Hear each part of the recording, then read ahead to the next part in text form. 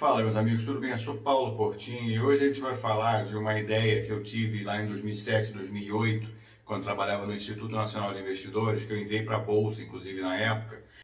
Como é que a gente conseguia, uma das coisas mais desagradáveis de quem investe em ações é ficar com essas obrigações acessórias, né, de contabilização de custo médio, saber quanto é que você pode vender, quanto é que não pode vender, quer dizer, tem um limite para você vender até 20 mil reais que você não paga, mas se você fizer um ganho com opções, você tem que apurar e gerar o DARF, quer dizer, o que você teve prejuízo no passado, você tem que contabilizar para você poder ser recuperar esse prejuízo no futuro, quer dizer, a parte de operação de bolsa é super simples, só que a parte de obrigações acessórias, tudo que a gente tem que fazer para o imposto de renda, tudo que a gente tem que fazer para pagar um DARF, tudo que a gente tem que fazer para acumular um imposto, tudo isso é muito chato e insuportável. Se você faz swing trade, se você faz day trade, se você faz lançamento coberto de opções, se você lança opções sem cobertura, quer dizer, um monte de operações que você faz que geram cada uma delas um controle separado.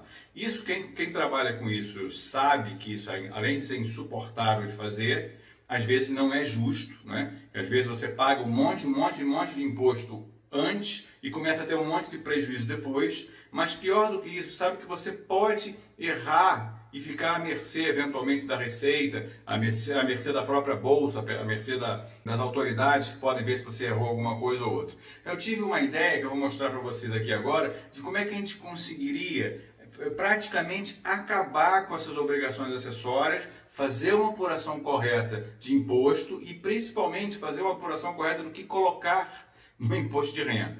Me acompanhe.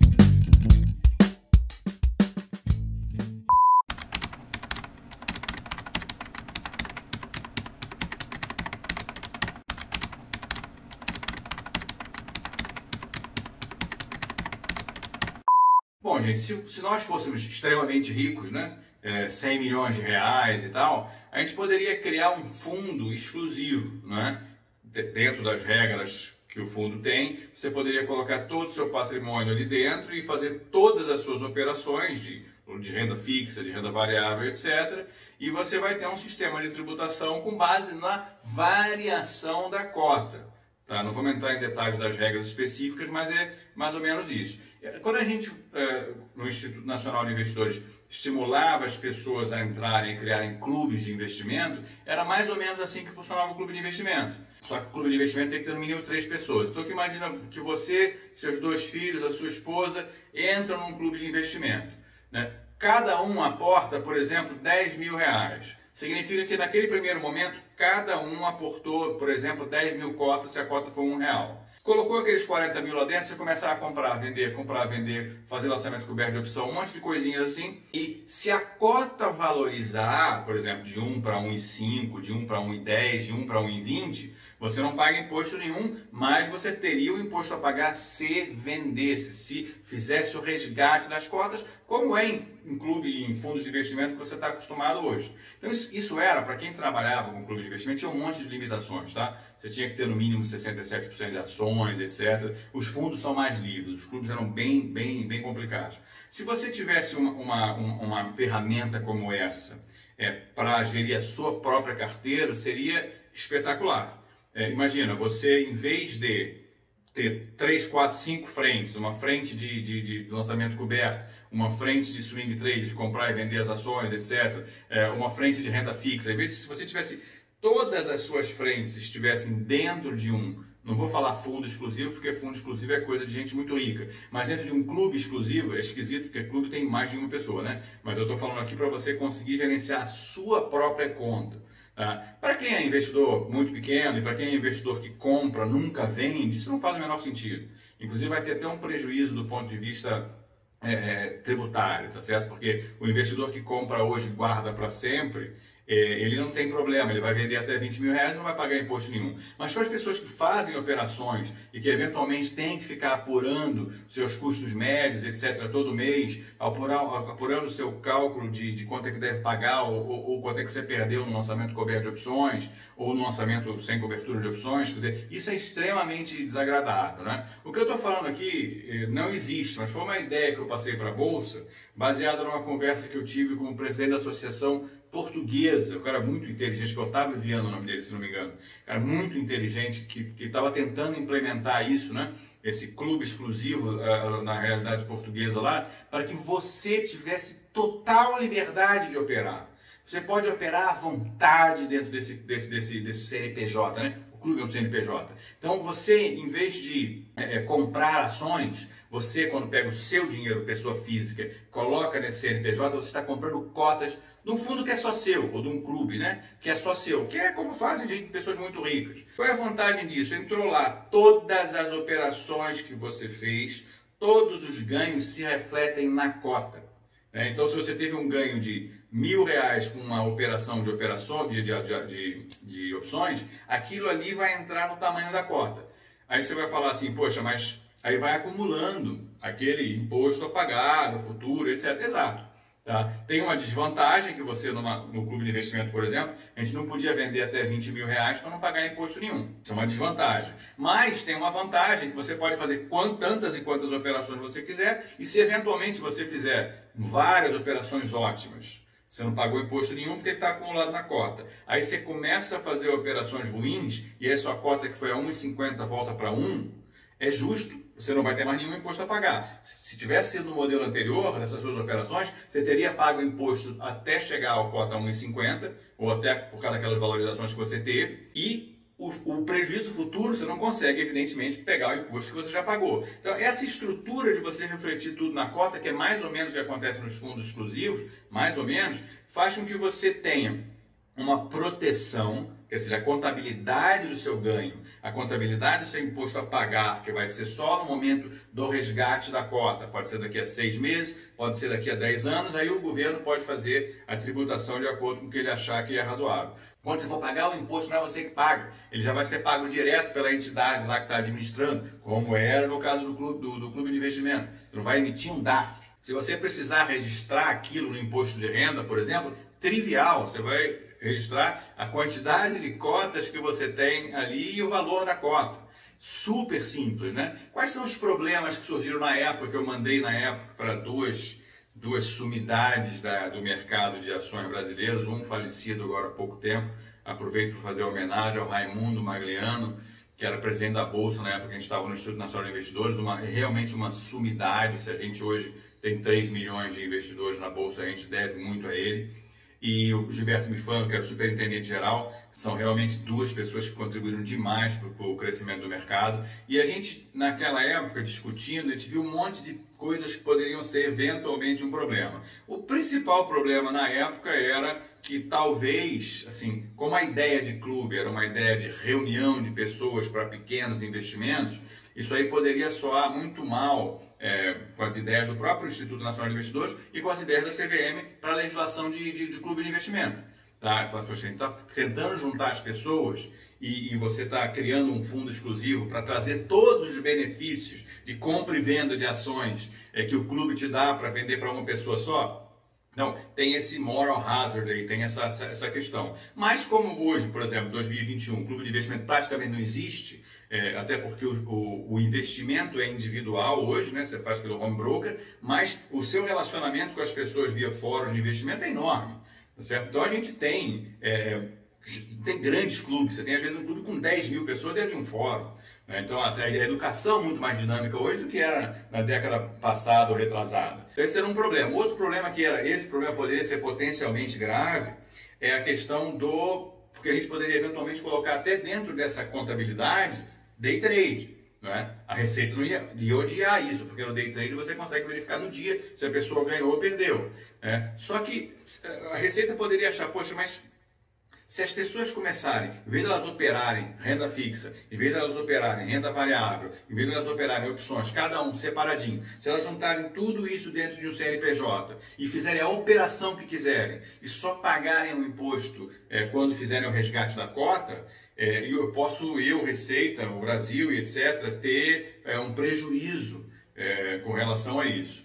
Assim, a consideração que eu fiz na época é a seguinte: tem dois pontos. Primeiro, que é extremamente difícil, já era difícil, continua difícil, você fazer uma análise muito próxima do que cada pessoa deve de fato com ações. Até hoje o sistema da própria Receita não é muito fácil, né? o nosso imposto de renda. Mas tem uma outra questão, né? A gente sabe que, por exemplo, fundos exclusivos não têm come-cotas, inclusive isso é uma briga danada, né?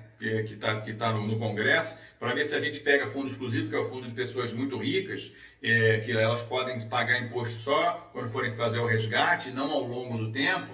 Então essa é uma questão tributária delicada. Mas o meu ponto é o seguinte: se você tem pessoas que criam CNPJs que são controlados, como eram os clubes antigamente, facílimos, controlados pela própria corretora, tá certo? Pela administradora, que pode ser a corretora, fazendo todos os cálculos de imposto para você. Nunca a Receita vai ter dúvida do que você deve para ela. Então, se a sua cota saiu de R$1 para R$2 naquele ano, a Receita sabe que ela tem um estoque para receber de você de imposto no momento em que você for fazer o resgate, qualquer resgate, né? Ou seja, então a Receita na realidade está trocando alguma coisa. Se você coloca dentro de um clube, você não tem os R$20 mil para vender por mês, mas você tem toda a liberdade de comprar e vender para eventualmente ter até um retorno superior, e sem se preocupar com aquela encheção de saco de contabilização do que entrou, do que saiu, qual é o valor da que você comprou a ação, qual é o valor que você não comprou, porque isso é tudo feito pelo sistema da corretora, tá? Então assim, a Receita perde de um lado porque ela vai ter um monte de pequenas pessoas fazendo operações com pequenos ganhos em day trade, com pequenos ganhos em lançamento coberto de opções, etc. Perde aquilo, mas ela ganha, né? Ela ganha tendo milhares, centenas de milhares de CNPJzinhos direitinho, com cada um desses CNPJs com uma contabilização correta de quanto eles deveriam pagar a Receita. Não é? E em qualquer momento que essa pessoa fizer o resgate, ela vai ter que pagar o imposto, porque vai ser resgatado direto na fonte, como é nos fundos, nos clubes e nos fundos de investimento. Então, do ponto de vista da Receita, eu acho bobagem, acho que ela ficaria bastante feliz. Do ponto de vista do investidor, eu repito, se você é uma pessoa que detesta, tem medo de errar essas obrigações acessórias, se você gosta de operar, mas você opera muito menos. Por que você opera muito menos? Porque você não quer ficar contabilizando isso, você não quer ser pego pela Receita, você não quer ter que dar uma explicação mais adiante. Para você, esse clube exclusivo seria excelente, porque você teria toda a sua vida de investidor, em vários aspectos dela, organizados ali dentro de um CNPJ. Então você vai saber se você teve 10% de ganho no ano, porque sua cota saiu de 1 para 1,10. Você vai saber que você teve perda de 5% no mês. Isso é até interessante, né? Porque tem muita gente que tem perda, mas na cabeça, mentalmente, diz que tem ganho. Não é? Então, assim, com esse clube, você não tem como escapar disso aí. Então, assim, para essas pessoas seria extremamente interessante. Para o sistema, né? Para o sistema de distribuição, para o sistema das corretoras, seria infinitamente, muito mais infinitamente melhor do que funciona hoje. Por quê? Porque a corretora, hoje ela ganha dinheiro nessa merrequinha de R$4, R$2 que ela te cobra de operação. Se ela te oferecer essa casquinha, esse fundinho, esse clubinho, né? Lógico que esse clube vai ter que ter um limite, porque se você ficar rico demais, aí você vai ter que ter um fundo exclusivo mesmo. Isso é uma questão de legislação, de regulação, isso é fácil de fazer. A corretora, ela não vai ganhar dinheiro só ali, como ela vai te oferecer um serviço parecido com uma administração de fundo, ela pode te cobrar, eventualmente, 0,5%, como era na época do INE, alguns cobravam um pouco mais, 0,5% por ano por administração, que é o que você paga, efetivamente, quando você está em algum fundo. Não é? Então, a corretora, ela vai ganhar porque você vai operar muito mais. E por que você vai operar muito mais? Porque você não vai ter nenhum problema de contabilização do que você paga de imposto, do que não paga, etc. Você vai ter uma enorme liberdade. Você vai fazer lançamento coberto, lançamento descoberto, tudo de acordo com a regulação. Evidente que a regulação para isso não existe, né? Existe regulação para fundo exclusivo, mas não existe para esses fundinhos pequenos ou para esses clubes exclusivos. Tudo que eu estou falando é absolutamente hipotético. Eu tentei lançar essa ideia lá atrás, eu me impressiono que essa ideia não exista até hoje. O nosso mercado está tão brilhante, né? Tantas corretoras brilhantes, com tantos produtos maravilhosos, a gente não tem um produto que simule um fundo para a pessoa física ter toda a liberdade de comprar e vender dentro daquele fundo, de acordo com alguma regra regulatória, e pagar uma merrequinha, sei lá, 0,2%, 0,5% ao ano do patrimônio, para poder ter essa flexibilidade. Então a corretora deve ganhar muito mais, porque ela vai conseguir ganhar uma merrequinha em cima do montante, não só da sua operação, vai ser muito bom para ela. A corretora deve ganhar muito mais, porque você vai se sentir muito mais estimulado a operar, tá certo? Porque você não tem que ficar correndo atrás daquelas informações todas que você deixou escapar e que você nem confia em alguns softwares, porque às vezes você tem 3, 4, 5 operações, renda fixa, renda variável, lançamento descoberto, etc. Então, assim, para os grupos todos, para as pessoas que querem operar de forma correta, segura, do ponto de vista do imposto, do ponto de vista de obrigação acessória, espetáculo. Você não teria nenhuma dúvida de que eu preferiria operar as minhas ações dentro de um instrumento desse se fosse barato. Se fosse barato. Lógico que eu não vou um instrumento desse custar R$1.000 por mês, estou fora. Entendeu? Mas um instrumento desse, se for barato, uma taxa de administração barata, tranquilo, não tem problema nenhum. Eu não teria nenhuma dificuldade disso. Seria ótimo. A gente só vai pagar imposto quando, se você vai comprar, vender, fazer tudo que você tem que fazer, você só vai pagar imposto quando? Quando você vender a cota, quando você resgatar a cota. Maravilha. Receita Federal, sabe tudo o que está acontecendo.